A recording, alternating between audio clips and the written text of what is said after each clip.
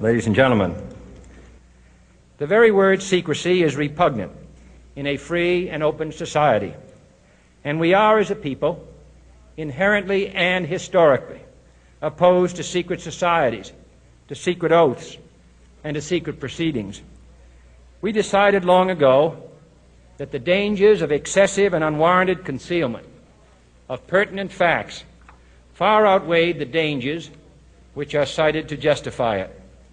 Even today, there is little value in opposing the threat of a closed society by imitating its arbitrary restrictions. Even today, there is little value in ensuring the survival of our nation if our traditions do not survive with it. And there is very grave danger that an announced need for increased security will be seized upon by those anxious to expand its meaning to the very limits of official censorship and concealment. That I do not intend to permit to the extent that it's in my control. And no official of my administration, whether his rank is high or low, civilian or military, should interpret my words here tonight as an excuse to censor the news, to stifle dissent, to cover up our mistakes, or to withhold from the press and the public the facts they deserve to know. For we are opposed around the world by a monolithic and ruthless conspiracy that relies primarily on covert means for expanding its sphere of influence, on infiltration instead of invasion, on subversion instead of elections, on intimidation instead of free choice, on guerrillas by night instead of armies by day. It is a system which has conscripted vast human and material resources into the building of a tightly knit, highly efficient machine that combines military, diplomatic, intelligence, economic, scientific, and political operations. Its preparations are concealed, not published. Its mistakes are buried, not headlined. Its dissenters are silenced, not praised. No expenditure is questioned, no rumor is printed, no secret is revealed. No president should fear public scrutiny of his program, for from that scrutiny comes understanding, and from that understanding comes support or opposition, and both are necessary. I am not asking your newspapers to support an administration, but I am asking your help in the tremendous task of informing and alerting the American people. For I have complete confidence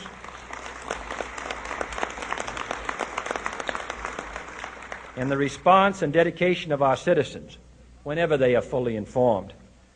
I not only could not stifle controversy among your readers, I welcome it. This administration intends to be candid about its errors. For as a wise man once said, an error doesn't become a mistake until you refuse to correct it.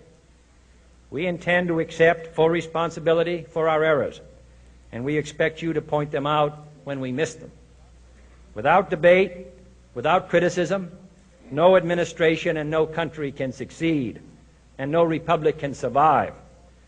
That is why the Athenian lawmaker Solon decreed it a crime for any citizen to shrink from controversy. And that is why our press was protected by the First Amendment, the only business in America specifically protected by the Constitution, not primarily to amuse and entertain, not to emphasize the trivial and the sentimental, not to simply give the public what it wants, but to inform, to arouse, to reflect, to state our dangers and our opportunities, to indicate our crises and our choices, to lead, mold, educate, and sometimes even anger public opinion. This means greater coverage and analysis of international news, for it is no longer far away and foreign, but close at hand and local. It means greater attention to improved understanding of the news, as well as improved transmission.